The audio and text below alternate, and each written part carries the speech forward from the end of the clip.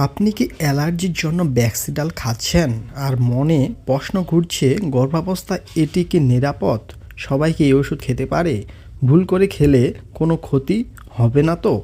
ভিডিওটি শেষ পর্যন্ত দেখুন, খুব দরকারি কিছু তথ্য দেওয়া আছে এবং আপনার এই প্রশ্নগুলোর উত্তর পেয়ে যাবেন। কমেন্টে লিখুন আপনি বা আপনার পরিচিত কেউ ওষুধ খেয়েছে কিনা। ব্যাক্সিডাল ট্যাবলেট কি? ব্যাক্সিডাল ট্যাবলেটের জেনেরিক নাম হচ্ছে ম্যাফহাইড্রোলিন নাপা ডাইসাইলেট। এটি মূলত একটি অ্যান্টিহিস্টামিন ওষুধ।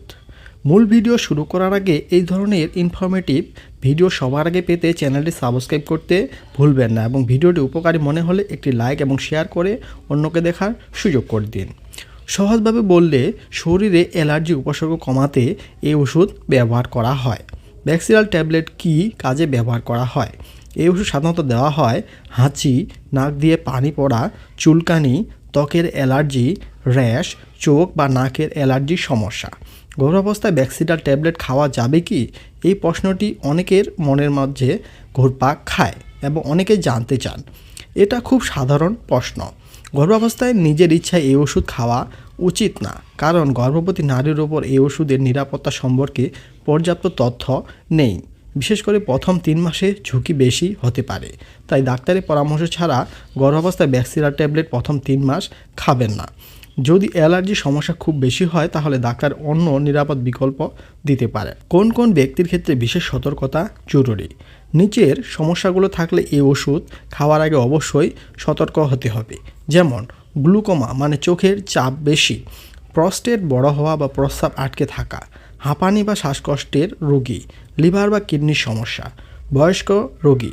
এই অবস্থাগুলো থাকলে ডাক্তারের পরামর্শ ছাড়া খাবেন না। সম্ভাব্য কিছু পার্শ্বপ্রতিক্রিয়া সম্পর্কে জেনে রাখুন। সবার ক্ষেত্রে নাও হতে পারে, তবে হতে পারে যেসব পার্শ্বপ্রতিক্রিয়া, যেমন ঘুম ঘুম ভাব, মাথা ঘোরা, মুখ শুকিয়ে যাওয়া, দুর্বল লাগা।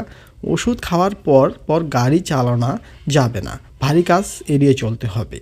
কে কে এই ওষুধ খাবেন না বা কাদের ক্ষেত্রে এটি খাওয়া একদমই উচিত নয়?